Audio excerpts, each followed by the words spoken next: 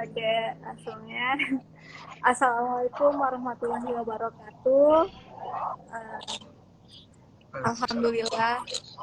Merhaba kadaslar semuanya. Selamat malam waktu Indonesia dan selamat malam waktu dan selamat sore waktu Turki. Semoga teman-teman semua dalam keadaan sehat walafiat. Alhamdulillah hadana li hadza wa ma kunna linahtadiya laula an hadanallah. Asyhadu alla ilaha illallah wa asyhadu anna Muhammadan abduhu wa rasuluh.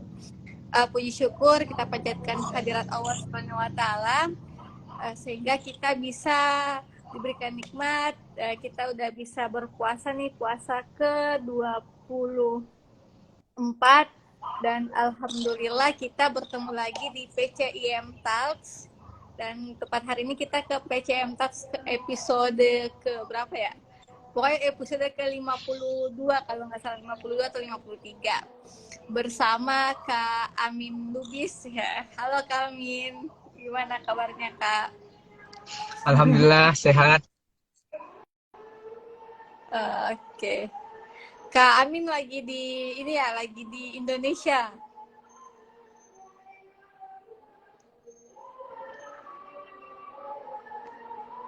Apa ini suaraku terdengar nggak Kak?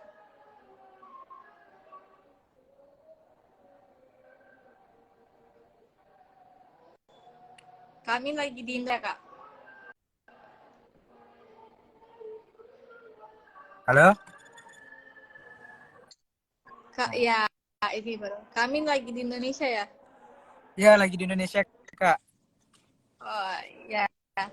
Uh, ini lagi pas-pas nih namanya Kak narasumber kita hari ini namanya Kak Amin dan saya Kak Ami. Oke, pada hari ini kita sesuai dengan tema PCM Talks hari ini kita akan membahas tentang lingkungan Islam yang sebenarnya. Ya nggak sih itu temanya Kak? Ya, benar. Bahasnya nih. Kita temanya langsung aja nggak kami yang jelaskan atau seperti apa sih itu lingkungan Islam yang sebenarnya. Nanti kita saling diskusi aja nih di PCM Talks bersama teman-teman yang lain. Mungkin bisa tulis pertanyaannya di kolom komentar ya. Gimana nih menurut Kak Amin lingkungan Islam yang sebenarnya? Oke, baik. Bismillahirrahmanirrahim. Assalamualaikum warahmatullahi wabarakatuh. Waalaikumsalam warahmatullahi wabarakatuh. Langsung saja, kembali lagi kita bersyukur kepada Allah Subhanahu wa Ta'ala. Senantiasa memperbaharui rasa syukur kita. Setiap detik kita memperbaharui rasa syukur kita kepada Allah Subhanahu wa Ta'ala dengan mengucapkan Subhanallah, Subhanallah, dengan cara mengingat Allah Subhanahu wa Ta'ala. Kemudian salawat dan salam tidak lupa kita kirimkan kepada Rasulullah Sallallahu Alaihi Wasallam, karena dari beliaulah segala contoh yang kita dapatkan. Kalau ketika kita ingin menjadi seorang guru yang baik, maka Rasulullah Sallallahu Alaihi Wasallam mencontohkan seperti apa guru yang baik tersebut. Ketika kita ingin menjadi pemimpin, Rasulullah Sallallahu Alaihi Wasallam juga memberikan contoh yang sangat jelas bagaimana cara memimpin Madinah saat itu. Kemudian Rasulullah, kalau ketika kita ingin menjadi seorang ayah, Rasulullah Sallallahu Alaihi Wasallam juga tidak luput dari contohnya sebagai ayah terhadap Fatimah. Segala contoh suri tauladan yang baik dapat kita ambil dari Rasulullah. Maka dari itu, innallaha ya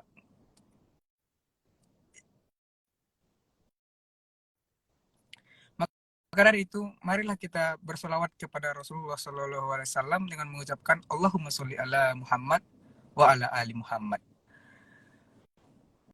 Di penghujung 10 terakhir Ramadan ini, kita seharusnya memperbanyak ibadah kita. Di sini saya hanya mengingatkan, ibarat pertandingan maraton, kita tuh awal mungkin kita tidak terlalu cepat di awal. Tetapi ketika kita ingin sudah mencapai garis finish, kita harus memacu secepatnya. Begitu juga di Ramadan, ketika udah mendekati 10 hari terakhir Ramadan, Rasulullah SAW menganjurkan kita habis-habisan untuk beribadah pada 10 hari bulan Ramadan. Karena di dalam 10 hari bulan Ramadan terdapat Lailatul Qadar, yang mana kalau kita berrezeki untuk beribadah di 10 di malam Lailatul Qadar, yang mana kebaikannya lebih dari 1000 bulan. Maka daripada itu, mari kita perbanyak ibadah kita sebelum Ramadan meninggalkan kita. Kembali kita ke topik, seperti apa lingkungan Islam yang sebenarnya. Saya sebagai pemateri mengambil tema ini karena melihat contoh dari Rasulullah SAW. Ketika beliau memimpin Madinah, Rasulullah SAW menciptakan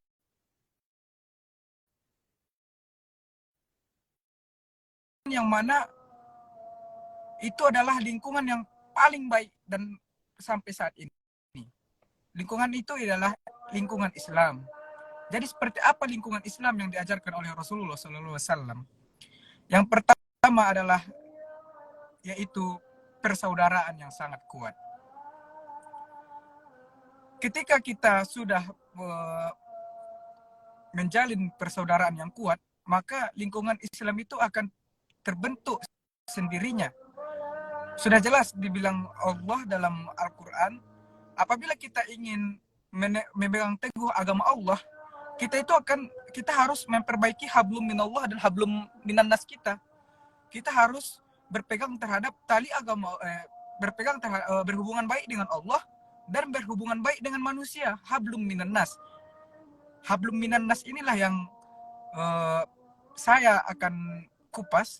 Hablum minannas adalah seperti apa hubungan kita dengan manusia. Seperti apa yang seharusnya kita lakukan terhadap sesama manusia, terhadap sesama saudara muslimin kita. Maka oleh karena itu, lingkungan Islam terbentuk karena adanya persaudaraan. Ketika kita sudah menjalin persaudaraan yang kuat, insya Allah lingkungan Islam yang saya sebut itu akan terbentuk. Kemudian Rasulullah SAW mencontohkan lingkungan Islam yang kedua adalah lingkungan yang sangat toleransi. Di Madinah, ketika Rasulullah SAW menjadi pemimpin Madinah saat itu, Rasulullah SAW bersama kaum muslimin lainnya membuat yang namanya Piagam Madinah, yang mana berisi seluruh umat beragama, umat Muslim dan umat Yahudi kala itu wajib untuk hidup rukun dan tidak boleh bermusuhan. Itu adalah bukti bahwa Rasulullah SAW mengajarkan kita toleransi terhadap agama lain dan saling bermuamalah terhadap saudara-saudara kita yang lain walaupun kita tidak seiman. Itu adalah lingkungan Islam yang kedua. Kemudian lingkungan Islam yang ketiga adalah lingkungan Islam yang sebenar-benarnya. Yang saya maksud ini adalah ketika kita memberi tetangga kita makanan, ketika kita memberi makanan terhadap anak yatim, memberi makanan terhadap orang-orang miskin, seperti apa yang dilakukan oleh Kiai Haji Ahmad Dahlan ketika itu. Ketika itu murid-murid Kiai Haji Ahmad Dahlan bertanya, "Ya Kiai, kenapa kita tidak bergeser dari surah Al-Ma'un ini?" kata murid-muridnya. Kemudian Kiai Haji Ahmad Dahlan mengatakan, "Apakah kalian sudah mengamalkan apa yang kita pelajari tersebut?" kata Kiai Haji Ahmad Dahlan. Karena sudah jelas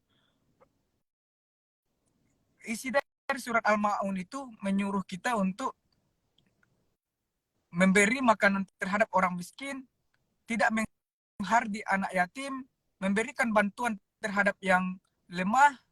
Maka ketika itu murid-muridnya langsung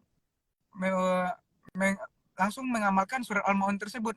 Setelah murid-muridnya mengamalkan surat Al-Maun tersebut, maka maka beranjaklah mereka dari kaji tersebut. Oleh karena itu, lingkungan Islam yang sebenar-benarnya seperti yang diajarkan oleh Kiai Haji Ahmad Dahlan, saling memberi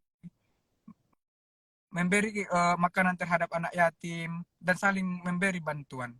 Kira-kira 3 itu poin utama seperti apa lingkungan Islam yang sebenar-benarnya. Terima kasih Kak Ami. Oke, makasih Kak Amin. Berarti kalau dari paparannya Kak Amin tadi ada 3 nih, apalagi Kak Amin untuk topik ini kita lebih fokus ke hablum minanas, bagaimana cara kita berhubungan nih bermuamalah sesama, ya bermuamalah, amal-amal kita, hubungan kita dengan sesama manusia. Nah, malam di 10 hari terakhir ini juga yang kita ketahui bersama, kita perbanyak nih, selain kita perbanyak amal kita kepada Allah Subhanahu wa taala, kita juga perbanyak amal kita kepada sesama manusia. Contohnya kita bersedekah, Ya, benar kami. Ya, kita beri makan anak yatim, apalagi yang paling wajib juga yang kita ketahui bersama itu melakukan zakat fitrah. Nah, itu juga ya, benar kami. itu bukan sunnah, itu udah wajib itu kan ya. Nah, kalau itu kan kita bahasnya masih secara umum nih. Gimana nih sebagai Kak Amin yang kalau di Indonesia mungkin teman-teman di sini udah merasakan mungkin bagaimana sih rasanya kita punya lingkungan tuh, lingkungan Islam di Indonesia.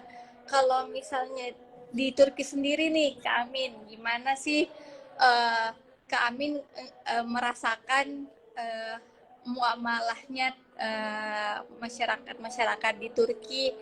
Mungkin Kak Amin bisa berbagi cerita bagaimana sih kebaikan-kebaikan orang-orang Turki yang pernah kami rasakan.